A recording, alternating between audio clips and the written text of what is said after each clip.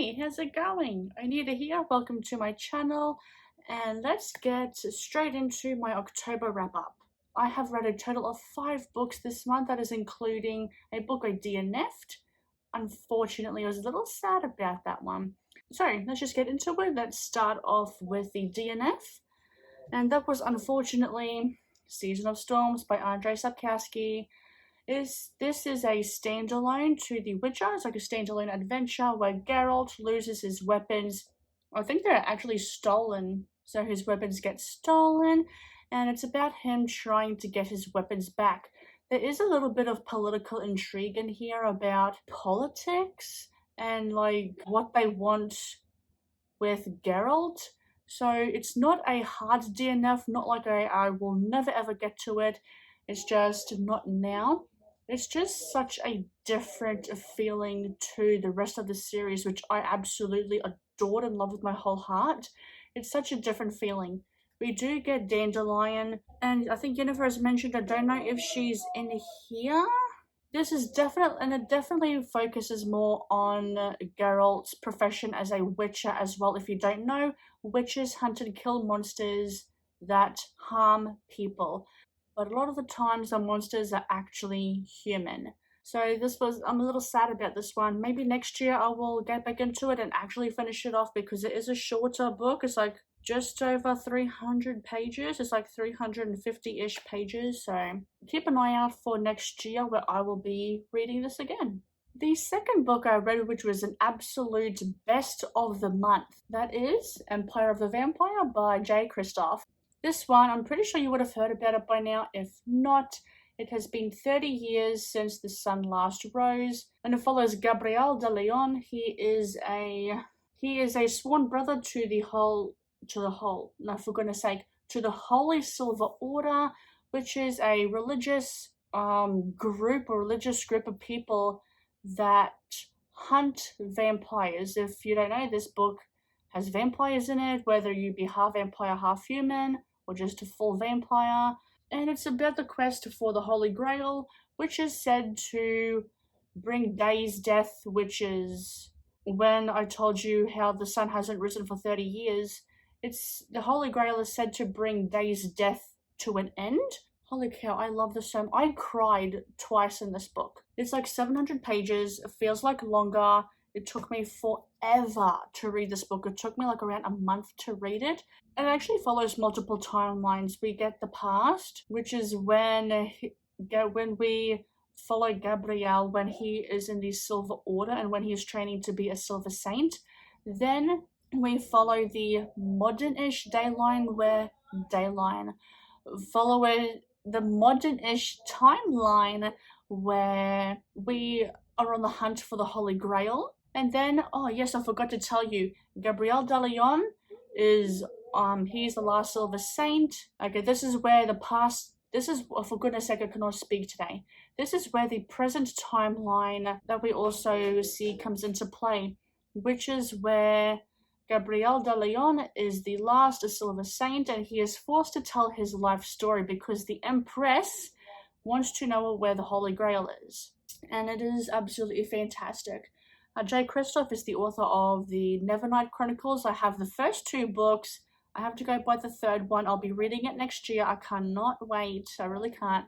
And like I said, I loved this book so much. And it has like French medieval times, because when I heard the word oui, like how the French say oui as in yes, I was like, oh cow, this is in French. This is like French. And I think Nevernight is inspired by like, I don't know if inspired is the right word, but it has Roman influences. The Nevernight Chronicles does, which I'm very fascinated to see how that's going to play out. Loved this book. Has a lot of character relationships, a lot of funny moments, a lot of heartbreaking moments, like I said, because I cried in this book. As The Last Sun, if you read the book, you know which chapter I'm talking about. I cried. Thank goodness I did not vlog the experience, because I had tears, snot everywhere. It was not a pretty sight. And oh gosh. Oh yes, before I get into that, first of all, it's split into books. So there's like different, okay, I'm not going to show you that picture. So there's like different Oh, for goodness sake, what was I saying? It mustn't have been important. So yeah, we also have stunning illustrations, like that one. Stunning illustrations throughout the whole book. It really adds to the whole experience. Ooh, here's another one. Can you see that properly? There you go. Just stunning illustrations. Now I remember what I was going to tell you. It felt like it bounces around between the past when Gabrielle is a teenager and the Silver Saint, training to be a Silver Saint, and also the present-ish day where he is a lot older. And then we also get little glimpses into the present where he is forced to tell his life story to this vampire who happens to be a bit of a historian. And he is the one that is collecting the story for the Empress who wants to know about the Holy Grail. And yeah, I loved it so much. I really need the sequel. I had to read like the last page like a couple of times because I was thinking to myself, this is a little weird. What is happening here? And there are like 4 different vampire factions, but there is a bit of a conspiracy for a 5th one, and it's very fascinating. I have a theory that it's going to be told in a kind of telling my life story format, kind of in a similar vein to The Name of the Wind, a book I have not read yet and really want to. It's in a similar vein to that. There are 4 different factions of vampires, and each of them have different powers, and I really loved that. And I loved I just can't say too much about it. I'm already going on a bit too long. It's 6 minutes now that I'm rambling about this book. I love it so much.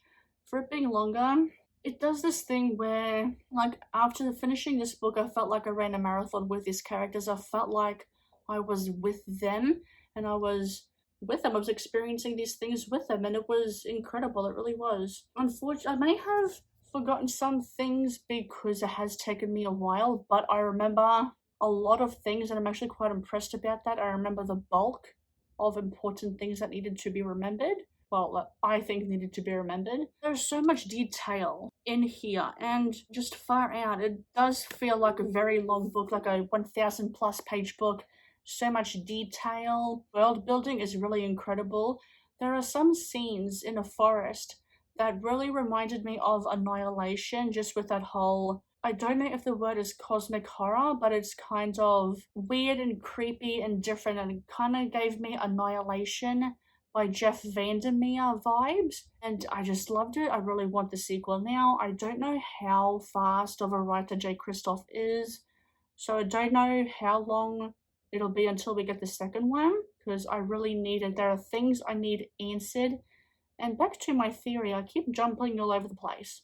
My theory is that it is going to be in a similar format, where it's Gabriel de Leon telling his story, because Gabriel tells his story over one night. He does not tell his whole story in one night, and I believe the important things are going to be told in the second book, hopefully.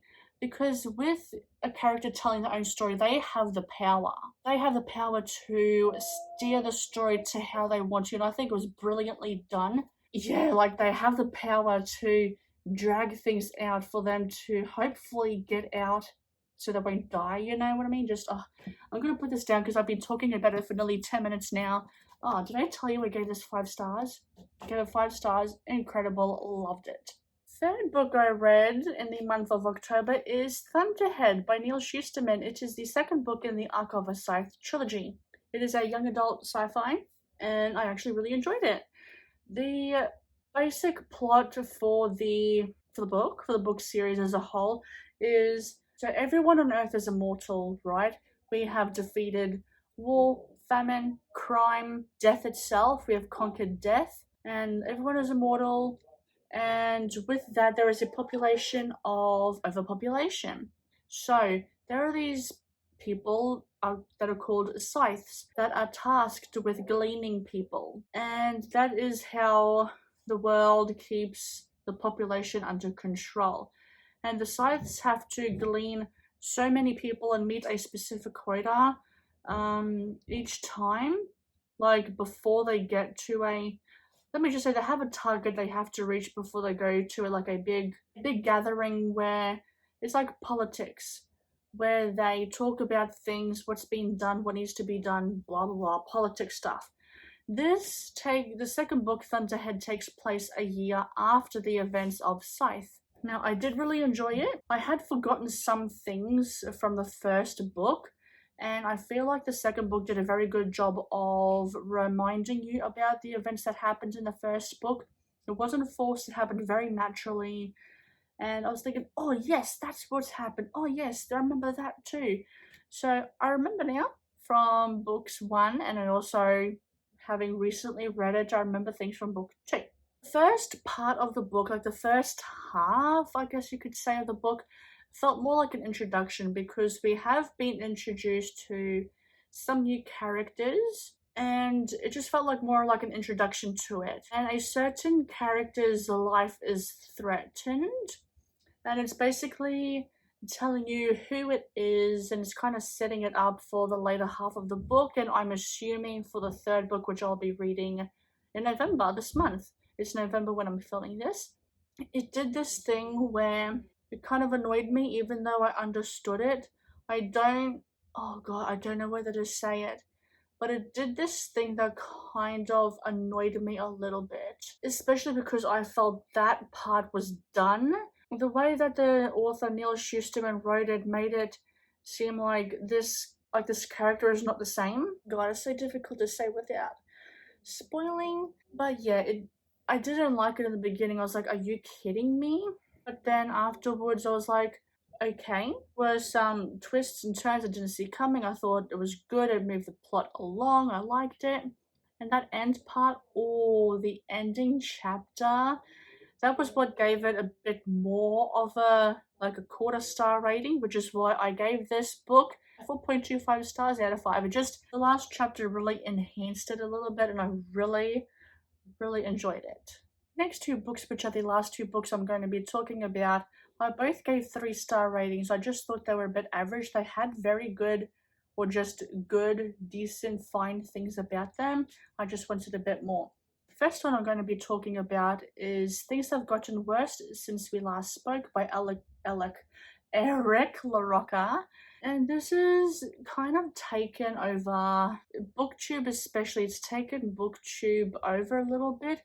And part of me thinks it was kind of overhyped a little bit. Just, if you don't know, it takes place where in the 2000s, early 2000s, room chat when the internet was starting to become a thing. 2 women find solace in each other, and it goes from 0 to 100 pretty quickly. It goes very fast. And because of the fact it's a short book too, it's like around 100 ebook pages. Well, I read this book on ebook and it was like 100 pages, so it was quite a short book. I read it pretty quickly. I probably should have read it in like a couple of hours. It was very fast.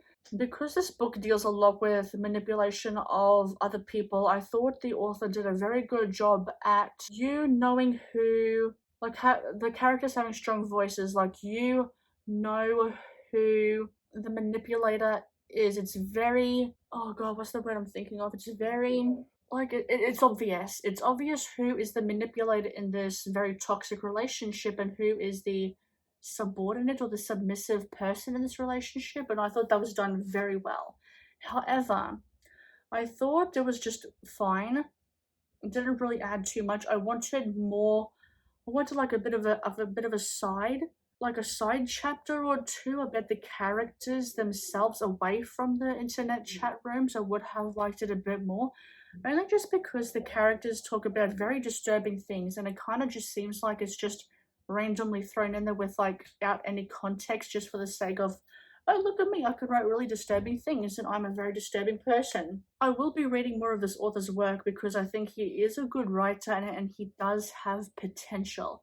I just wanted more from this book, which is why I gave it 3 stars. And the last book that I gave 3 stars was Home Before Dark by Riley Sager. The premise for this book is that it follows 2 timelines. We have the past timeline, which is written in book format because a father and his family move into a haunted house, or supposedly haunted house. The family spend like 20 days there or something like that, a very short amount of time before they before they flee into the night because of hauntings and disturbances. So that timeline is written in book format because the author, well, the father is an author, and he wrote about him and his family's time. I'm getting tongue-tied here. He has written that timeline about him and, for fuck's sake, him and his family's time in the house through the book format. So we get chapters